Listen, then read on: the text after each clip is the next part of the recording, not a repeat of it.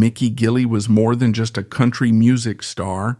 He was a cultural icon who helped bridge the gap between country and pop, shaping the urban cowboy movement of the 1980s. Born in Mississippi and raised alongside his famous cousin, Jerry Lee Lewis, Gilley's journey to stardom wasn't immediate. After years of playing honky-tonk clubs and releasing records that went unnoticed, his big break finally came in the 1970s, catapulting him into the spotlight. With his signature voice and smooth blend of country and rock, Gilley dominated the charts, and his nightclub, Gilley's, became a legendary hotspot. But behind the fame and fortune, Gilley faced struggles, personal tragedies, a career decline, and health challenges that would change his life forever. This is the story of Mickey Gilley's rise to fame, his incredible contributions to country music, and the heartbreaking end to his legendary journey. Mickey Gilley was born on March 9, 1936, in Natchez, Mississippi, to Arthur Fillmore Gilley and Irene Gilley, née Lewis. He spent much of his early life in Faraday, Louisiana, a small town near the Mississippi River, where he grew up alongside his famous cousin, Jerry Lee Lewis. Their close-knit family also included evangelist Jimmy Swaggart and musician Linda Gale Lewis, all of whom shared a deep passion for music. As children, Gilley and Jerry Lee were particularly drawn to the piano, often sneaking into local juke joints to listen to blues and boogie-woogie musicians perform. Though both boys were heavily influenced by the same musical styles, it was Jerry Lee who first found fame in the 1950s, skyrocketing to success as a rock and roll sensation with hits like Whole Lotta Shakin' Going On and Great Balls of Fire. For many years, Gilley lived in his cousin's shadow, watching from afar as Jerry Lee dominated the charts and captivated audiences worldwide. Although he shared the same talent and love for music, Gilley initially pursued a different path. In the 1940s, his family relocated to the east side of Houston, Texas, where he attended Galena Park High School. Unlike Jerry Lee, who fully immersed himself in the world of music from a young age, Gilley spent his teenage years balancing music with everyday life. He played the guitar rather than the piano and would often bring it to school to entertain his classmates. He and his cousins sang both boogie-woogie and gospel music, but at that time, music was more of a hobby than a serious career pursuit. It wasn't until the late 1950s, after Jerry Lee had achieved stardom, that Gilley began to consider a professional music career. Inspired by his cousin's success, he started recording a few singles and performing at small clubs. His early recordings were heavily influenced by Jerry Lee's high-energy piano style, leading to inevitable comparisons between the two.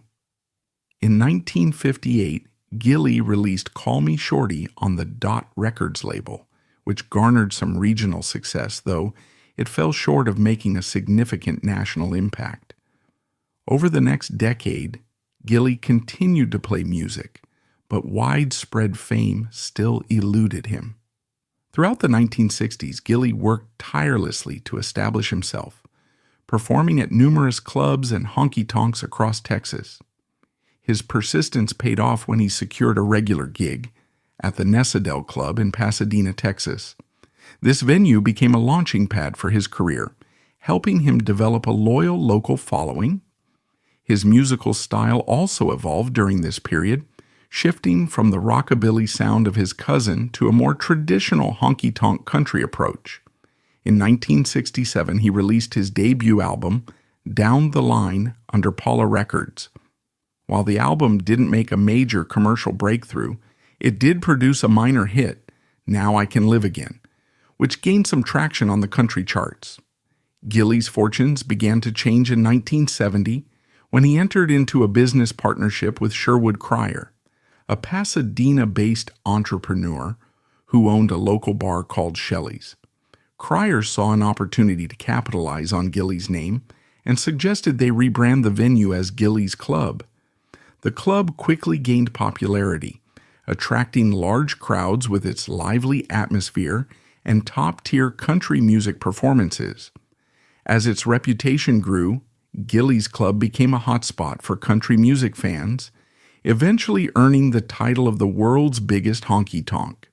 The venue featured live music, dance floors, and most famously, a mechanical bull, an attraction that would later play a crucial role in Gilley's rise to national fame.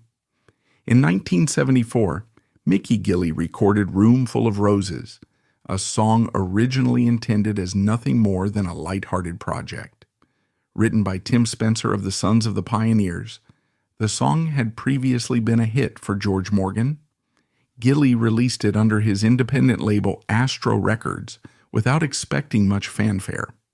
However, when Playboy Records discovered the single, they saw its potential and secured national distribution rights. The song quickly gained traction, climbing all the way to number one on the country charts and even making a surprising crossover appearance at number 50 on the pop charts. This unexpected success put Gilley in the national spotlight and led to a contract with Playboy Records, where he worked closely with his longtime friend and producer, Eddie Kilroy. With Room Full of Roses paving the way, Gilley embarked on a remarkable streak of chart-topping hits throughout the 1970s. Many of his most popular songs were cover versions of country and R&B classics, including City Lights by Bill Anderson, The Window Up Above by George Jones, and Bring It On Home to Me, originally recorded by Sam Cooke. His smooth vocal style and honky-tonk sound resonated with country audiences, keeping him a consistent presence on the charts. Other notable hits from this period included Chains of Love, Honky Tonk Memories, She's Pulling Me Back Again, and Here Comes the Hurt Again, all released between 1977 and 1978. By 1978, Playboy Records had been acquired by Epic Records, leading Gilley to transition to a new label. While he continued to release music, the peak of his commercial dominance began to wane slightly as the decade drew to a close. Though still successful, some of his later singles, such as The Power of Positive Drinkin', Just Long Enough to Say Goodbye, and My Silver Lining, only managed to break into the top 10 rather than reaching the number one spot. While his popularity had begun to slow, Gilley remained a well-respected figure in the country music scene, setting the stage for what would become the biggest turning point of his career, the Urban Cowboy era. By 1980, Mickey Gilley recognized the shifting landscape of country music and sought to embrace a more polished, crossover-friendly sound. Similar to the success that artists like Kenny Rogers, Dolly Parton, Juice Newton, and Eddie Rabbitt were experiencing at the time. While Gilley had already established himself as a major country music figure, he saw an opportunity to expand his audience beyond traditional country fans and tap into the rising popularity of country pop. His breakthrough into the pop mainstream came unexpectedly when one of his recordings was featured prominently in the 1980 film Urban Cowboy. The movie, starring John Travolta and Deborah Winger, showcased the honky-tonk culture of Texas, with much of the film shot at Gilley's own nightclub, Gilley's Club, in Pasadena, Texas. The soundtrack played a crucial role in capturing the film's atmosphere, and Gilley's country rendition of the soul classic Stand By Me became a standout track. Originally recorded by Benny King in 1961, Stand By Me was given a new life through Gilley's signature honky-tonk style, infused with smooth country instrumentation and a crossover-friendly arrangement. As the movie soared in popularity, so did the song, climbing to number one on the Billboard Country chart, reaching the top 5 on the Adult Contemporary chart, and even breaking into the top 40 of the pop charts. The success of Stand By Me marked Gilley's first major crossover hit, bringing him an entirely new level of fame beyond the country music scene. The momentum from Urban Cowboy fueled a wave of success for Gilley, allowing several of his earlier songs to gain renewed attention. Tracks like Room Full of Roses, True Love Ways, and You Don't Know Me found their way onto the Billboard Hot 100, proving that his appeal extended far beyond country radio. Even songs that didn't officially chart in the Hot 100, such as Bring It On Home to Me, That's All That Matters, and Talk to Me, came close, landing just outside the rankings at positions 101 and 106. This period marked the peak of Gilley's mainstream exposure, as his music resonated with country and pop audiences alike. Following his success with Urban Cowboy, Gilley continued his dominance on the country charts with a string of #1 hits. One hit, songs like True Love Ways, A Headache Tomorrow or A Heartache Tonight, You Don't Know Me, and Lonely Nights all reached the top spot, reinforcing his status as a major force in the genre. His smooth vocal delivery and honky-tonk roots, combined with a contemporary production style, kept him at the forefront of country music throughout the early 1980s. Although Gilley never replicated the same level of pop success he achieved with Stand By Me, he remained a consistent hitmaker in country music. In 1983, he added several more #1 country hits to his catalog, including Fool for Your Love, Paradise Tonight, a duet with Charlie McClain, and Talk to Me. The following year, he came close to another number, one with You've Really Got a Hold on Me, which fell just short of the top position. That same year, he reunited with McClain for another successful duet, Candyman, and earned another solo top 5 country hit with Too Good to Stop Now. By 1985, Mickey Gilley remained a familiar name in country music, continuing to release singles that resonated with fans. That year, he secured 2 more top 10 hits, with I'm the One Mama Warned You About and You've Got Something on Your Mind, demonstrating his ability to stay relevant despite the shifting musical landscape.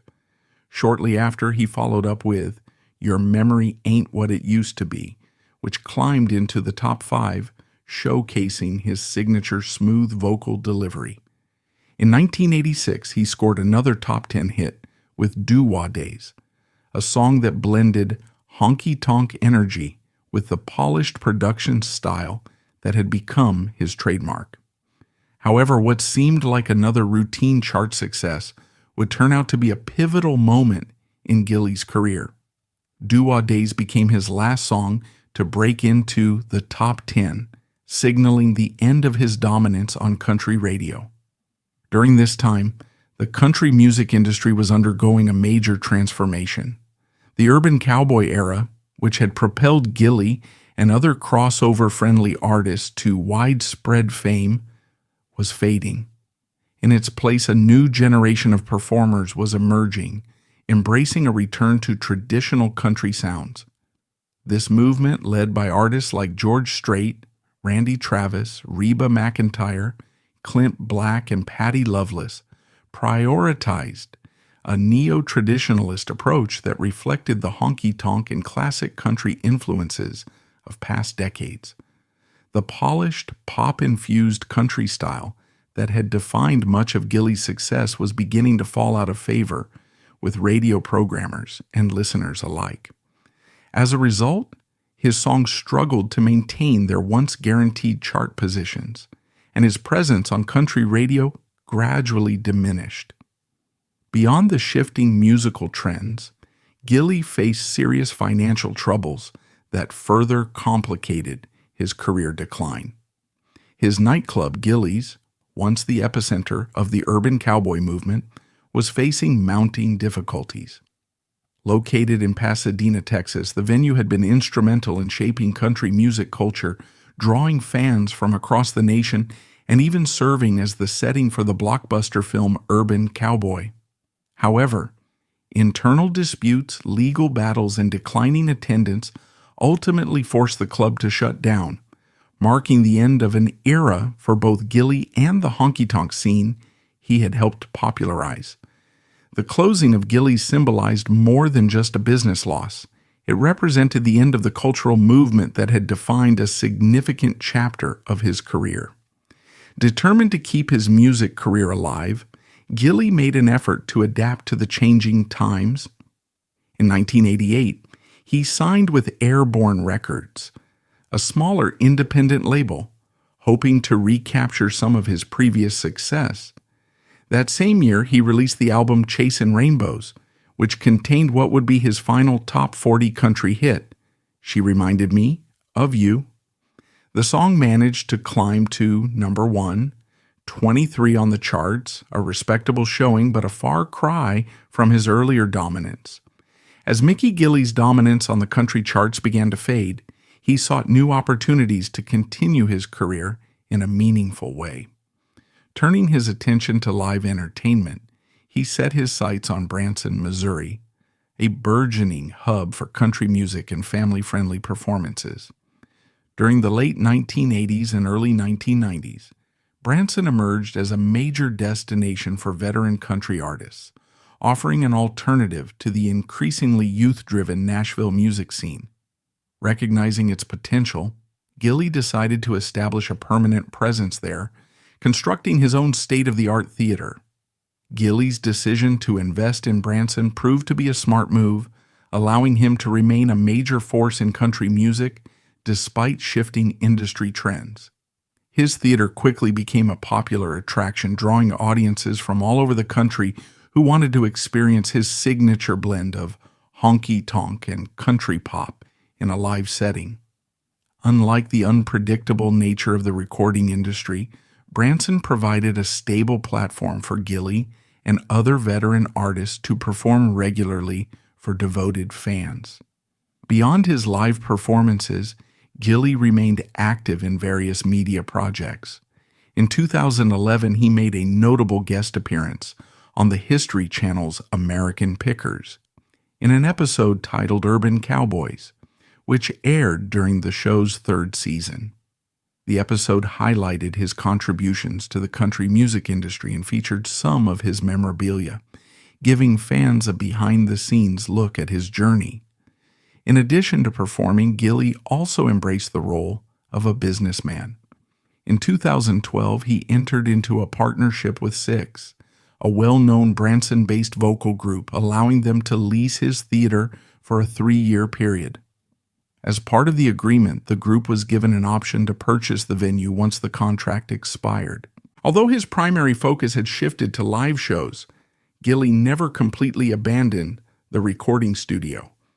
In 2017, he made a return with Kickin' It Down the Road, an album that featured both newly recorded material and updated versions of his classic hits. This release allowed him to reconnect with longtime fans, while introducing his music to a newer generation of listeners who may have discovered his work through film, television, or streaming services. A year later, in 2018, Gilley collaborated with his longtime friend and fellow musician Troy Payne to record what would become his final studio album, Two Old Cats. This project, consisting of 13 classic country duets, reflected Gilley's deep appreciation for traditional country music and his enduring passion for recording.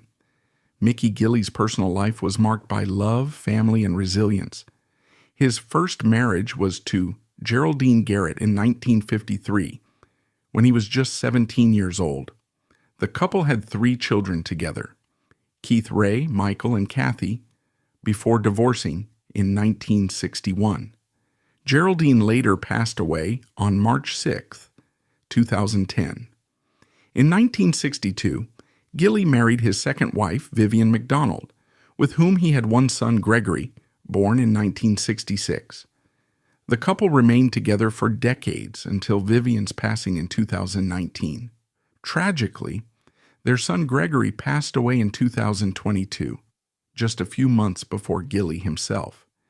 In his later years, Gilley found companionship once again. In June 2020, he married Cindy Loeb, a longtime friend and business associate.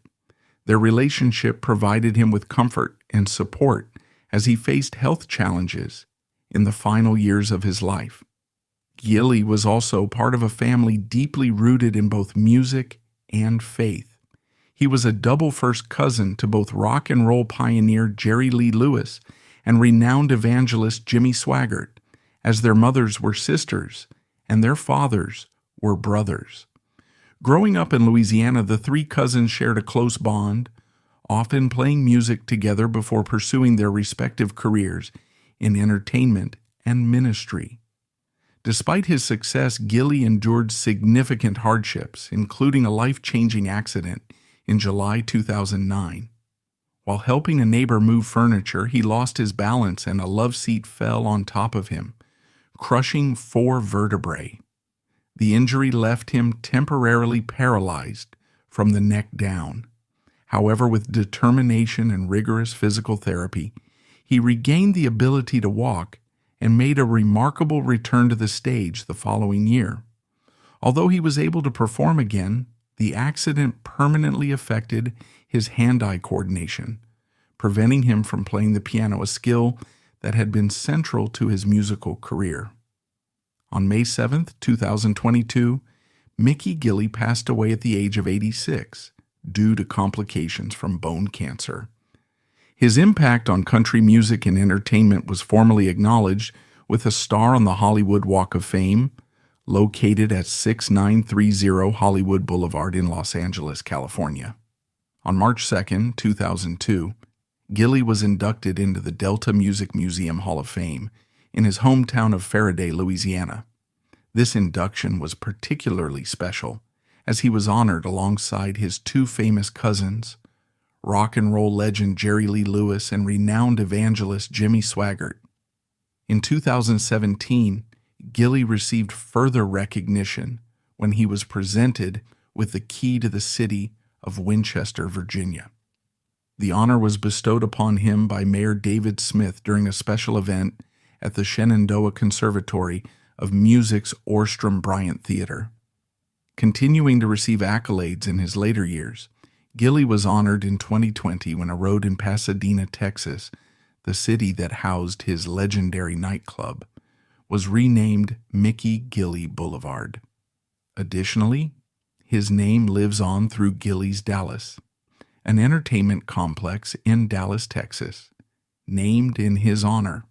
The venue carries on the spirit of the original Gilley's Club in Pasadena, serving as a reminder of his contributions to country music and honky-tonk culture. His smooth vocals, chart-topping hits, and the legendary Gilley's nightclub helped define an era, inspiring artists and fans alike. Though his later years were marked by personal loss and serious health struggles, Gilley's passion for music never faded. He continued performing and sharing his love for country music until the very end. He may no longer be with us, but his legacy lives on through his timeless songs and the indelible mark he left on the industry. Mickey Gilley's story is one of perseverance, triumph, and resilience, proving that true legends never fade away.